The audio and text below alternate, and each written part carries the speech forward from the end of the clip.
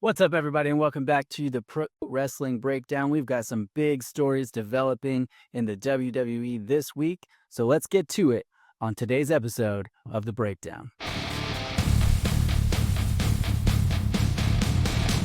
Hey, everyone, and welcome to this week's episode of The Breakdown. The Breakdown is a weekly series where we discuss one key up-and-coming story from each of WWE's main brands, Raw, SmackDown, NXT, and kind of how they fit into the overall ecosystem of the WWE and what stories are being told going forward. And as we head into the road to WrestleMania, there's actually a lot of interesting stories that are developing. So I have had a hard time this week coming out of Raw, NXT, and SmackDown, narrowing it down to just three. So let's jump right in. Before we do that, though, don't forget to like and subscribe down below this video. And let me know in the comments what your top stories are coming out of the WWE this week. All right, let's get started jumping into Monday Night Raw. Now, last week, we talked a lot about the Judgment Day. We talked about the tension between Liv and Raquel and where that was headed as we approach WrestleMania. Now, this week, unfortunately, that story seems to have cooled off a little bit. We're not seeing a whole lot of tension anymore between Liv and Raquel, and we need to see something to reignite that spark. And so I hope they get back to that going forward. So this week, though, coming out of Raw for me, there were two stories that really competed for the top spot. One of them being the Masked Man.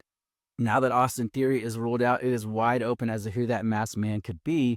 And it's a story that could get more and more interesting as we approach WrestleMania. But more on that in another video, because it did not quite make it to the top spot for me. The story that made it to the top spot this week was this showdown between Finn Balor and CM Punk. Now, here is the thing. We know that currently scheduled for WrestleMania, CM Punk versus Roman Reigns. It's going to be the night two main event. It is everything that CM Punk has been fighting for and working for over the last 2 years since he's been back in the WWE. And really, before he ever left, his big goal, the one thing left on CM Punk's WWE bingo card, was main eventing WrestleMania. And not sort of main eventing like he did last year, but for real. Now, that means that as Finn Balor comes in to challenge CM Punk, it seems like there is no shot for him to win this match and win the championship. It's going to be at Elimination Chamber. It is in Chicago, in CM Punk's hometown.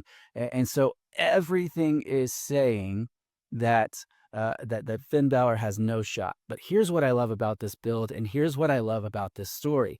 Finn Balor is leaning into that. Finn Balor is leaning into the idea that the IWC, that the WWE universe, that the bookers, that the fans, that even CM Punk himself is writing him off. And now, if there is a way to build a championship feud that has potential to really shake things up between now and WrestleMania, this is it.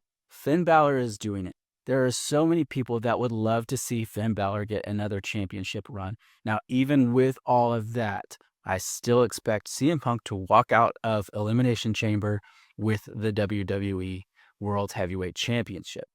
But this buildup has still provided some interest because it is given Finn Balor some more character that he's been lacking for a long time. He hasn't really gone on to do anything significant, especially in the singles division, since Liv and Dom became sort of the focal point of Judgment Day. So what I love about this is whether or not Finn wins the championship here, there is now more focus put on Finn Balor's character. This is what he needs. Maybe coming out of WrestleMania, there's another story that develops. Maybe coming out of WrestleMania, he gets another shot at whoever it is, whether it's CM Punk or Roman Reigns that leaves with the championship. I don't know who it's going to be. Honestly, this one's 50-50. This could check off the box of CM Punk being in a main event at WrestleMania and him still wanting to win a main event at WrestleMania. But I think there's still so much more to the story of CM Punk's championship reign. And so I hope that he walks out of WrestleMania with the title and continues to go in this run. But who can say? All that to say, I like what's going on with Finn Balor right now. It's really interesting. I hope to see him continue to develop as a character moving forward. And so let me know in the comments what you would do with Finn coming out of Elimination Chamber to keep this rise that he's on a little more hot and allow him to move into another feud or another championship run. maybe this is the beginning of the spark between him and Dominic, and we see Finn uh, fight for the Intercontinental Championship at WrestleMania. That is another option that I think is a great option as we continue to see Judgment Day fall apart. But again, let me know your thoughts in the comments below, and let's move on to this week's NXT. Now, last week we talked about them needing to rebuild their men's championship division. We've got guys like Boba Femi, Javon Evans, and Trick Williams who have all left for the main roster, leaving a massive power vacuum at the top. They just put the championship on Joe Hendry after that crazy 7-man ladder match last week. And this week, they're still continuing to try to figure out how to rebuild and how to reload this men's division. For me, there were several stories again that jumped out. You've got Sol Ruka and Zarya and the tensions there that I believe is going to be a great story going forward. You've got the return of Tony D'Angelo and what is going on with him and his quest to obliterate Dark State. But for me, the most interesting thing happening right now on NXT is actually the situation with the general manager. They just moved Robert Stone into this interim GM spot, and Shawn Michaels said he needs to inject some more chaos. He is allowing that to happen. Chaos is running wild. He's allowed Keanu Carver to just decimate some people backstage. He's allowed Shiloh Hill to walk around swinging a machete at Ethan Page. He has allowed people to kind of book their own matches, just walk in and say, I wanted a shot at this, and he's giving it to them. And I honestly think that chaos right now is the best way to refill this men's division, because now they've got this chaos going on. People can just walk in and get a title shot, put on a banger match, and all of a sudden we see them as a legitimate contender to the championship. We see them as top talent. And that is what we need right now, because when you have a situation like this where there's nothing but chaos running wild, there's less questions about, oh, what did they do to deserve this? How have they built themselves up to be in the ring with somebody like Joe Hendry? They didn't. It doesn't matter. It's chaos, and they just kind of walk to the ring. It's like almost like everything's an open challenge every week, and I love it. I love what is happening with NXT right now as it relates to that, and I hope they really continue to lean into this moving forward.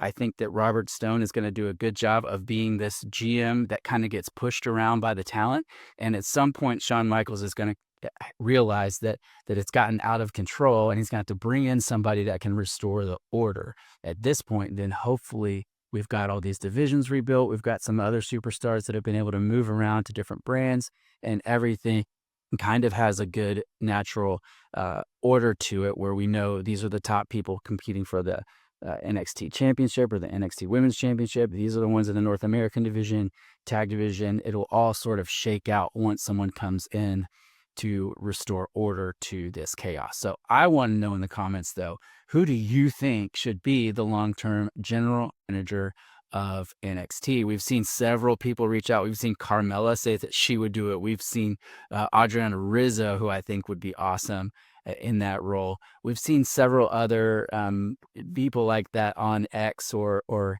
Instagram or whatever social media just say like, oh, I hear NXT's looking for a GM.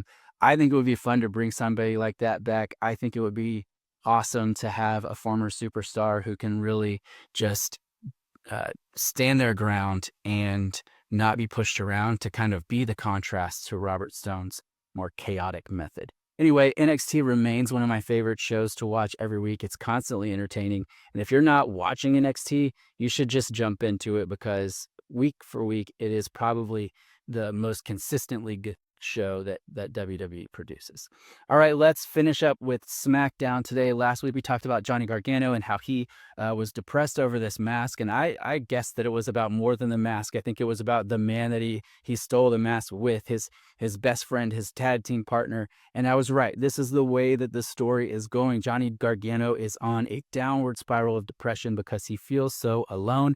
And this story progressed really well this week. I love what they did with it, where he says, I've literally got nothing left, while his wife, Candace, is standing right there. She says that she's going to fix it, and they leave, and I can't wait to see where this one goes. It continues to be a very interesting story. We also had some other ones this week that we've got to look at. We've had the Wyatt Sicks and MFTs. We have the way that Drew McIntyre tried to sneak Sami Zayn into the Elimination Chamber, and we've got the tension or lack of tension between Alexa and Charlotte. And all of those are really developing. And I think that the Drew and Sammy and Cody and Jacob Fatu story is going to continue to develop towards WrestleMania. Alexa Bliss and Charlotte are going to continue to develop. I think we're going to see them maybe face off against each other at WrestleMania. But what I think that we should lean into today is this whole thing with the Wyatt Sicks and the MFTs. Here's the thing. I've been a Wyatt Sicks fan for a long time. I was a Bray Wyatt fan for a long time. I like the Fiend. I like the character. I like the idea. I like the potential. I've always liked the potential around the Wyatts and that sort of stuff. I like that they switched it away from more of the supernatural to more of the thriller or more of the cultish sort of vibe. I like that. Unfortunately, the booking and the writing has not kept up with the potential. We saw them kind of stall out on Monday Night Raw. They moved to SmackDown. They were gone for a long time. They finally reappeared, and then they started this rivalry with the MFTs, and there's so much potential in this rivalry, but it continues to stall out week after week. 2 weeks ago, we saw the MFTs just vanish. They were gone. They're not there, and everybody wondered, did they get abducted by the Wyatt Six? What's going on? And then this week, they're just back. They're here. They're where they're on the show again with no follow-up. Where were they? We don't know. But then we see this random 10-man tag match, and at the end of it, when the MFTs win, we see the Wyatts appear, and that's kind of it. And it's like, what is happening with this story? But then it took a little bit of a turn. It got a little bit more interesting as the MFTs were backstage, and we see the Dexter Loomis style drawing of Solo Sikoa's head as a lantern. So this thing is continuing to move forward. I still think it has potential. I just want to see them do something with it. I don't understand why the Wyatts are so passive. I don't understand why they're standing idly by just watching Solo and the MFTs parade around with Bray's lantern. They need to find this killer instinct. They need to get ruthless. They need to come after Solo with everything they've got. I think that is the logical next step. Solo has continued to take everything from them. He took the lantern, he took the tag titles. The Wyatt Six need to go on a rampage. They need to go on another run where they just take everybody out. And I don't understand why they're not doing that. I hope to see that change moving forward. I hope that there's some new life injected in this story. And I really hope to see the Wyatt Six progress forward with to keep up with the potential that I think most of the fans of them believe that they have. And so let me know what you think in the comments of the Wyatt Six MFT feud. Do you think it's a good storyline to continue on? And what would you do next? Where would you go from here to bring this thing back to life? Again, there's so much potential there, and I just really want to see them move forward. All right, well, that is it for this episode of The Breakdown. Thanks for hanging out with me for a few minutes. Let me know in the comments below what your top 3 stories were this week. What did I miss? Where did I get it right? Where did I get it wrong? And where do you see things going from here? Again, before you head out, if you did enjoy this video, hit that like button for me. Subscribe to the channel to make sure that you know what is going on. Turn on that notification bell so you never miss an upload. Thanks so much for hanging out with me today on the Pro Wrestling Breakdown. We'll see you soon.